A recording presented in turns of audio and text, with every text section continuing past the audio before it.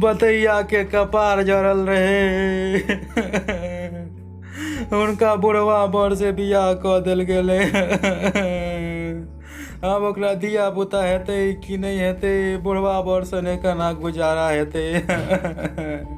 हे भगवान।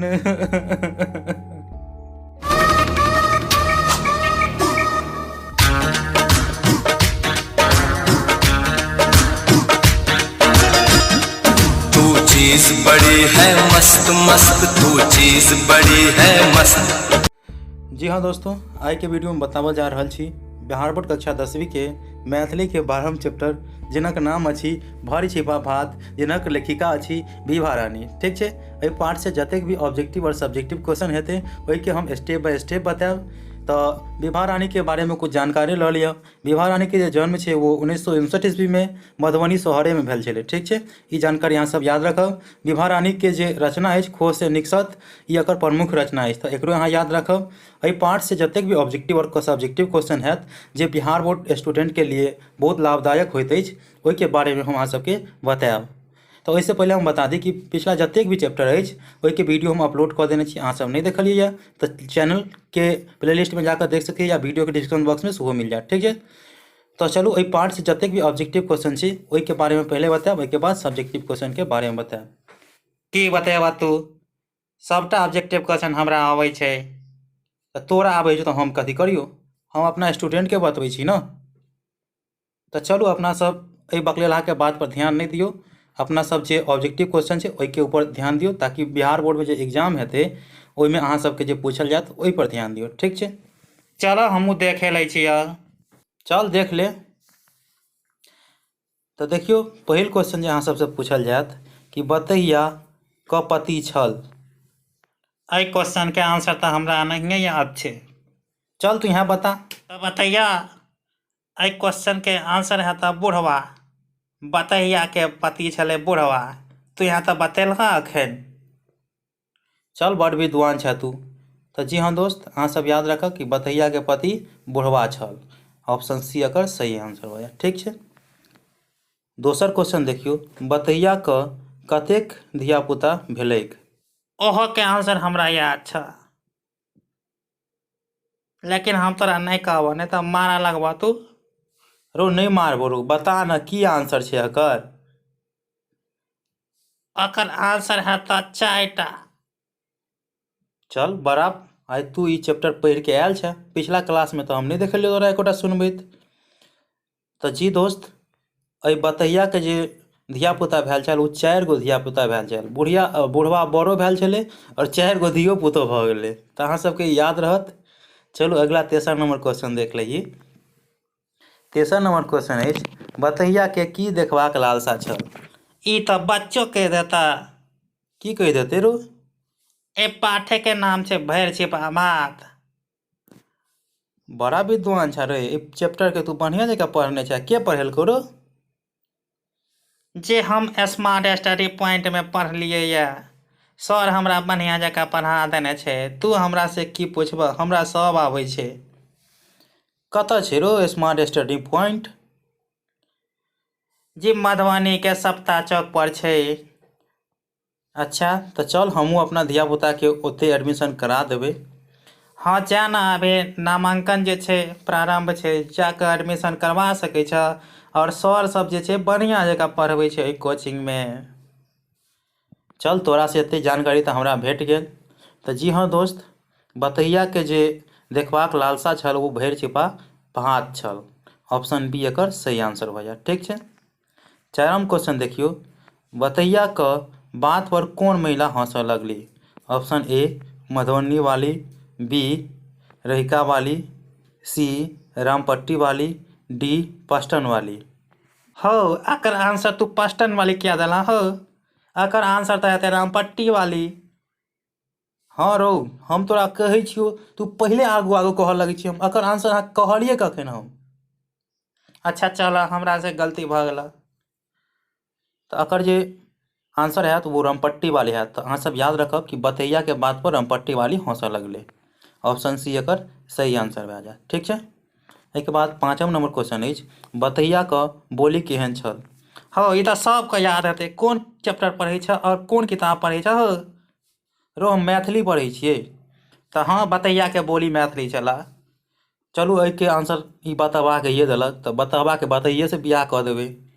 तऽ एकर सही आंसर भऽ जायत मैथिली। बतैयाके बोली मैथिलीमे छल तऽ मैथिली एकर सही आंसर भऽ जायत ऑप्शन बी। चलू 6ठा नंबर क्वेश्चन अछि कि विभा रानीके अहाँके पाठ्य पुस्तकमे कोन कथा संकलित अछि। तऽ विभा रानी जे भरी छिपा भातके लेखिका अछि ओ ओकर पाठ वएह अछि भरी छिपा भात। तऽ ऑप्शन सी एकर सही आंसर भऽ जायत। की रौ बकलेलवा, एहिमे तू बजबे नहि केलही। हो की बजिया, एकर तऽ आंसर हमरा एनाहिए याद छल। तऽ हम की बजबह, कहबह जे ई छौड़ा टोकि दैया बीचमे, ताहि दुआरे नहीं बजलियै। तो चल अगला क्वेश्चन के आंसर तू बता, अगर तोरा बहुत जानकारी छो चैप्टर के बारे में तो। हाँ हो बता देबह, बताबह कोन क्वेश्चन छ। तो क्वेश्चन कुछ एहि प्रकार से छो कि बतैया अपन हिस्सा केकरा खुआबैत छल। ऑप्शनो कहियो। हाँ हो कह न तऽ, ऑप्शन सुनैमे बड़ी मजा आबै छै। तो देखिए ऑप्शन ए में छो बकरी के, बी में छो कुत्ता के। तो कुत्ता नहीं ना हेते रो। नहीं हो कुत्ता नहीं हेता। सी में छो धिया पुता के, और डी में छो ककरो नहीं, बतैया अपने खा जाए छले।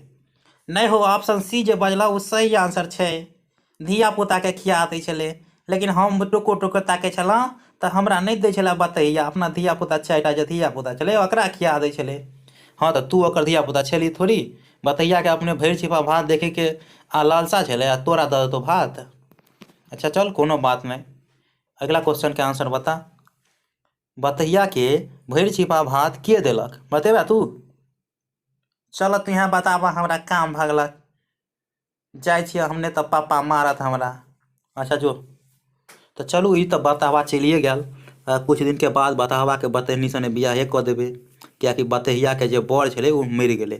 तो एकरे साथे बतावा साथे विवाह कऽ देबै, ठीक रहतै ने। अहाँ सब कमेंट बॉक्स में जरूर लिखब, ठीक छै। तो देखियो बतैया के भरि छिपा भात जे छलै ओ विभा रानी देने छलै, अर्थात लेखिका देने रहे। तो ऑप्शन बी में जे देख रहल छी अहाँ वो सही आंसर अछि, ठीक छै। लेखिका विभा रानी, तो अहाँके लेखिका रहत या विभा रानी रहत, कोनो एकेटा रहत, ठीक छै। तो बतैया के भरि छिपा भात विभा रानी देलक, ठीक। अगला क्वेश्चन जे 9 नंबर अछि कि गाँव घर में बतैया कोन बातसँ प्रसिद्ध छल। ऑप्शनो कहू फूल कुमारी, बी में अछि रूप रानी, सी में अछि लौंगिया मिरचाइ, और डी में अछि बकलेल। तो एकर जे सही आंसर भऽ जायत ने अहाँ सबके वो ऑप्शन सी हैत लौंगिया मिरचाइ। तो अहाँ सबके लौंगिया मिरचाइ नहीं खेबाक यऽ ज़्यादा, ठीक छै, नहीं तो फिर पेट तेट खराब भऽ जायत, तो फिर अहाँ सबके मरसिटकी बना के खियो पड़त, ठीक। तो लौंगिया मिरचाइ एकर आंसर याद रखब। बतैया के गाँव घर में लोग लौंगिया मिरचाइ कहै छलै। चलू एहि पार्ट से तो ऑब्जेक्टिव अहाँ सब जानि लेलिए। चलू एहि पार्ट के आप सब्जेक्टिव सब देखियो, और सब्जेक्टिव एके गो जे छै बहुत इंपॉर्टेंट अछि, ठीक छै। जेना कहत अहाँ सबके कि भरि छिपा भात कथा के उद्देश्य स्पष्ट करू, ठीक छै। तो एहि प्रश्नक उत्तर अहाँ कुछ एहि प्रकार से लिख सकब, ठीक। तो देखियो प्रश्नक उत्तर अछि कि भरि छिपा भात कथा का उद्देश्य अछि जे समाज कतेक ज्यादा गरीब अछि जे भरि छिपा भात कतेक के उपलब्ध नहि अछि जकरा चित्रण केलक। गरीबी के कारणे एकटा महिला के विवाह बूढ़ वर्षसँ भऽ जाइत अछि आ ओ निरपेक्ष भऽ जाइत अछि। पति के रहितो ओकरा मजदूरी करऽ पड़ैत अछि। ओ समाज सज्जन के बताही बकलेल कहैत अछि। तो एते अहाँ एकरा सबके याद रखब। केना याद रखब तो देखियो एगो बतैया छलै, ओकरा बुढ़वा बर से बियाह भऽ गेलै, ठीक छै। तो बुढ़वा बर से जब बियाह भेलै बतैया के अलबटाह के, तो बुढ़वा बर कमेतै कि अब बूढ़ में कमेतै, हेतै कमायल, ओकरा बुते संभव छै। तो जा धरि ओकरा शरीर में जान छलै तो वो कमा के खिया दै छलै, ठीक छै। लेकिन भरि छिपा भात जे छलै ओहि बतैया के कहियो नसीब नहीं भेलै, कियाकि बुढ़वा बर के बियाह भेलै तो बियाह भेला के बादो ओकरा 4 गो धिया पुता भेलै, ठीक छै, 4टा धिया पुता भेलै। और ओहि धिया पुता के भेला के बाद बुढ़वा जे छै उ मरि गेलै तैयो बतैया अपन मरला के दिन में ओकरा कोनो फर्के नहीं पड़लै। उ काम काज मतलब धान तान कटनाइ सब काम जे छलै उ बुढ़वा मरल या गाँव घर पर आ उ अपन धान कटैया बतैया, तेहन काम छलै बतैया के। तऽ जे छै कि कहै छै जे ओहि बुढ़बाके रहने आ नहि रहने कोन फायदा अछि हैं, नहि कोनो काम करैया, हमरा बुढ़वा जे छै ओ काम नहि करैया, धियापुता एनाहिए बुआइत फिरैत यऽ। तऽ वएहवला बात छै जे बुढ़बा किछु नहि कऽ सकै छलै तऽ बतैयो तेहने छलै, तऽ बकलेलके बियाह कऽ देल गेल छलै बुढ़बा परसँ। तऽ बादमे जे छै ओकरा मुलाकात विभा रानीसँ भेलै, लेखिकासँ। और कहै छै की दीदी कतऽसँ एलहुँ, बहुत दिनके बाद एलहुँ अहाँ।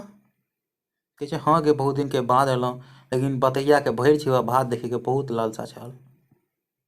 किएकि पति जे छलै ओ भरि छिपा भात पतिके जीवितमे कहियो नसीब नहि भेलै आ नहि मरलो पर नसीब भेलै।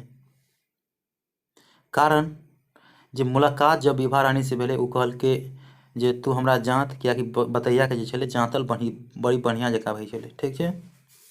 जाँतल बहुत बढ़िआँ जकाँ भऽ रहल छलै, और बतैया जे छै ओकरा जाँतै लए, मालिश करै लए ओ गेलै।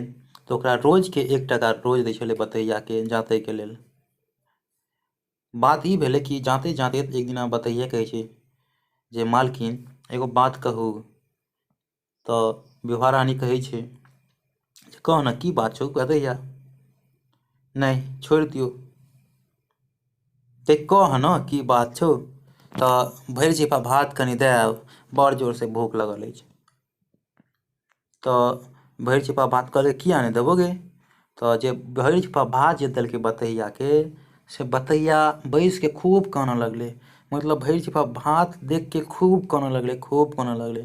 तऽ आशा दिलासा दिलकै विभा रानी, ताहिके बाद जे आँसू छूटलै कनि कम भेलै, तऽ ओहि भरि छिपा भातके उठाके ओ जे छै वो जाकऽ अपना धियापुताके खिया देलकै, ठीक छै। धियापुताके खिया देलकै, ओहिसँ ओकरा संतुष्ट भऽ गेलै। संतोष भऽ गेलै तऽ देखियौ तऽ मायके केहन इच्छा छलै, बताहो माय छलै लेकिन अपना बाल बच्चाके नहि बिसरलै। एहिके बाद जे छै दोसरो दिन ई बात प्रकट केलकै विभा रानी लग। तऽ दोसर दिन कनिक खेलकै आ फेर ओहि भातके धियापुता लग जाके दऽ एलै। तऽ एहिमे देखल गेलै कि ई समाज जे छै ई गरीब लोगके किछु नहि बुझि रहल छै। गरीबीके कारण एगो महिला अपना बाल बच्चाके लऽ के कि जेना तेना जीवन काटै है, लेकिन अमीर लोकसभ घरमे ओकरा घरमे जे छै दानाके कमी नहि छै, लेकिन बतैया जे छै एकटा महिला गाँव घरके, ओकरा किछु दाना नहि देल जाइ छै। तो वएह कहल जाइ छै कि भरि छिपा भात बार बार जे मंगलकै, तऽ ई प्रकट केलखिन विभा रानी कि गाँव घरके लोकके जे सोच छै ओ बदलबाक चाही। तऽ चलू एहि पार्ट से एतबे के ऑब्जेक्टिव क्वेश्चन अहाँ सबके नीक लगल हुए तऽ लाइक जरूर करब, अपना दोस्त लग जरूर सब्सक्राइब कऽ के और दोस्तोके कहबै सब्सक्राइब करै लए, ठीक छै। एहि प्रकार से हरेक पार्टके वीडियो अहाँ सबके मिलैत रहत। तऽ मिलै छी अगला वीडियोमे, तब तक के लेल अहाँ सबके बुझले अछि, धन्यवाद।